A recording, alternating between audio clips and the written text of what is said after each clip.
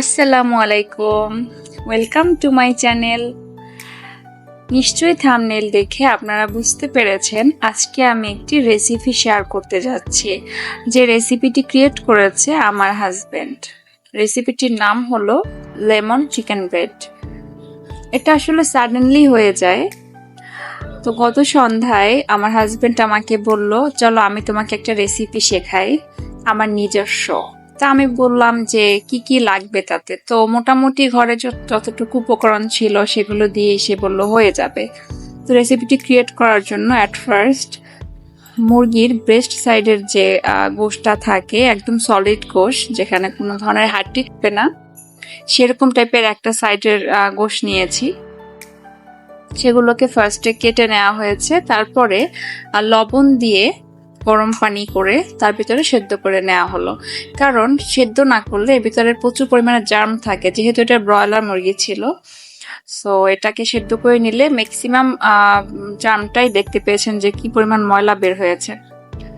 এরপরে সলিড যে গোশটা আমরা সেদ্ধ করে নিয়েছি সেটা কিছু কাঁচামরিচ দিয়ে, যেহেতু আমি লবণ আগেই সেদ্ধ করার সময় কিছুটা অ্যাড করেছি, এক্ষেত্রে আর এখন অ্যাড করব না, নেক্সট টাইম অল্প কিছু অ্যাড করব, সেটা আপনারা সাথে থাকলেই আশা করি বুঝতে পারবেন। তো এখানে আমি কিছু চাট মশলা দিয়েছি এবং কিছু হলুদ। এগুলো কিন্তু সম্পূর্ণ উপকরণটা এই জাস্ট পানির সাথেই এটাকে মিক্সড করে সেদ্ধ করে নিচ্ছি আবার নতুন করে। এবং এখানে সব থেকে স্পেশাল যে জিনিসটি সেটি হলো লেমন। তো সেখানে এক্সট্রা স্লাইড লেমন এখানে ইউজ করেছি এবং এখানে দেখতে পেয়েছেন আমি কিছুটা লবণ অ্যাড করেছি।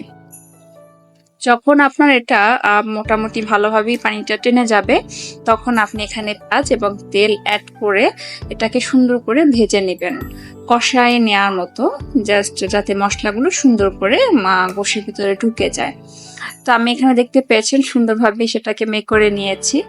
এরপরে দুই পিস যে মিল্ক যে পাউরুটিগুলো আছে, তো ওই পাউরুটির উপরে আমি সস দিয়ে নিয়েছি। এটা আপাতত সাইড করে রেখেছি। এখন আমি অন্য দুইটি রুটি নিয়েছি। এখানে এই রুটি দুটোতে আমি প্রথমে একটি দেখিয়ে দিচ্ছি। সেখানে ফার্স্টে আমি মেনুইস অ্যাড করেছি। মেনুইসটা সুন্দর করে এখানে মেখে নিব, তার উপরে সস দেওয়া হবে। সস দেওয়ার পরে এখানে এই যে দেখতে পেয়েছেন বাঁধাকপি দিয়ে দেওয়া হচ্ছে। বাঁধাকপিটা কিন্তু একদম খুবই এসেনশিয়াল, এখানে বলা যায় এসেনশিয়াল পার্ট। দেন বাঁধাকপি দেওয়া হয়ে গেলে এখানে আমি কিছু শসা অ্যাড করেছি, শসাগুলো দিয়ে দেওয়া হলো। এরপরে যখন আমরা যে ভেজে রেখেছিলাম চিকেনটা মশলা দিয়ে কষানো, সেটা আমরা এখানে অ্যাড করব। এরপরে জাস্ট সৌন্দর্য বর্ধনের জন্য বলতে পারেন বা স্বাদ বৃদ্ধির জন্য বলতে পারেন, উপর থেকে আরো কিছু সস দেয়া লাগবে। তো কিছু সস এবং কিছু আবার বাঁধাকপি এবং আপনি শসা এগুলো আবার উপর থেকে দিয়ে দিবেন। দিয়ে দেওয়া হয়ে গেলে এরপরে আমরা যে ওখানে ফার্স্টে দুটো রুটিকে আমরা সস দিয়ে রেখেছিলাম, সেই দুটো রুটি উপরের পার্টে দুইটা সাইডে দিয়ে দিব। দিয়ে দেওয়া হয়ে গেলে তারপর এটাকে আপনি সুন্দর করে কেটে পরিবেশন করবেন।